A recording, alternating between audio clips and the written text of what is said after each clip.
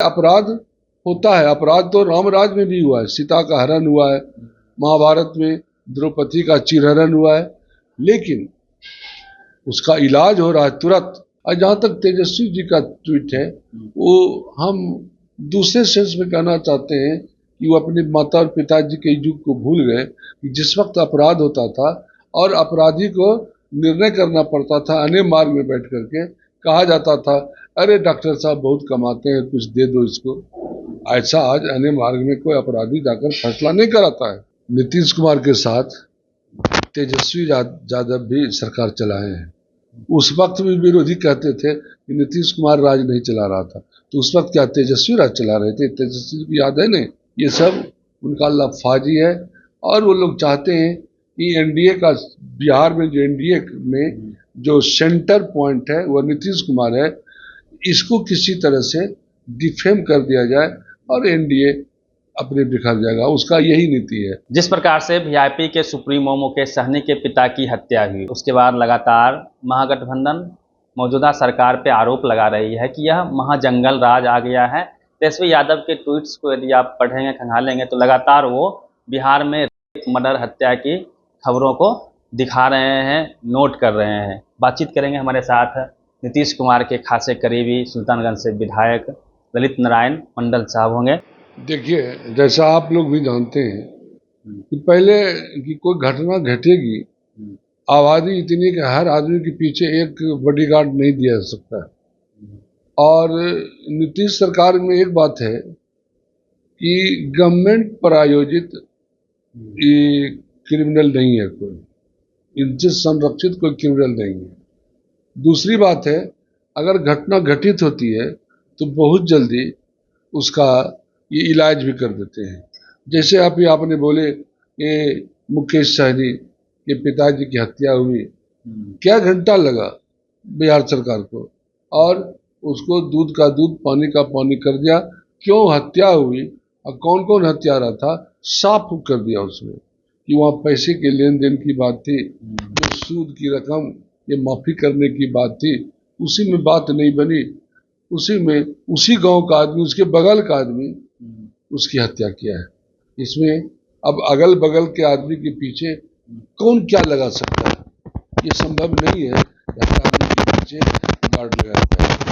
लेकिन अपराधी आज जेल में है और जो बचा हुआ अपराधी है वह बहुत जल्दी जेल जाएगा, तो कैसे पुलिस सक्रिय नहीं है?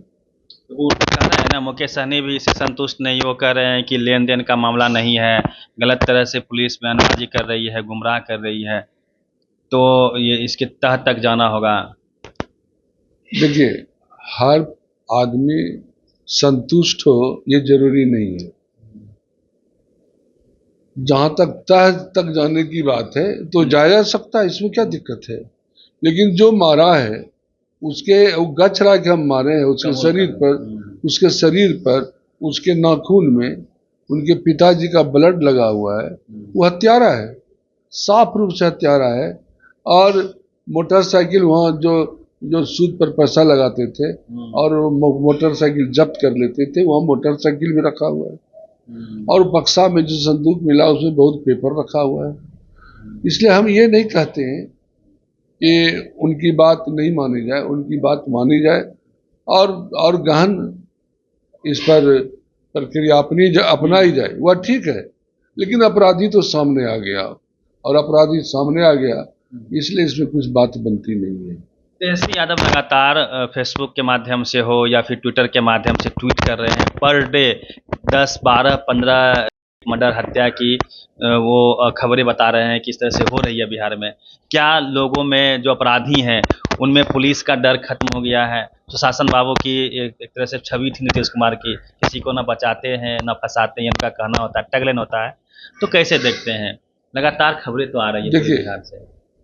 नीतीश कुमार साफ कहते हैं ना हम किसी को बचाएंगे ना किसी को फंसाएंगे। इसी केस में आप जानते हैं कि जो हत्यारा है उसको फंसाया नहीं गया है, वो सीसीटीवी कैमरा पर उसका फोटो है, 4 आदमी का फोटो आया है, उसमें ये भी था इसको पकड़ा गया है, तो इसे फंसाने की बात कहाँ हुई।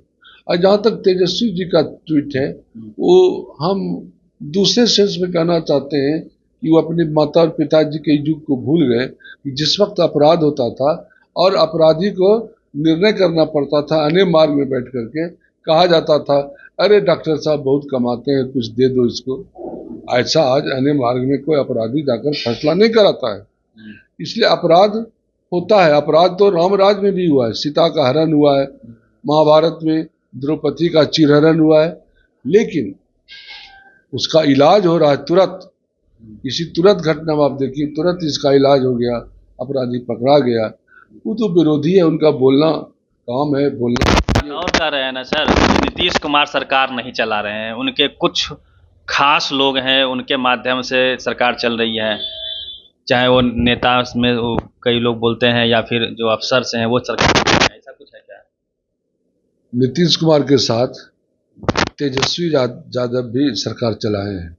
उस वक्त भी विरोधी कहते थे कि नीतीश कुमार राज नहीं चला रहा था, तो उस वक्त क्या तेजस्वी राज चला रहे थे? तेजस्वी को याद है नहीं कि नीतीश जी उनसे पूछकर शासन और प्रशासन चला रहे थे?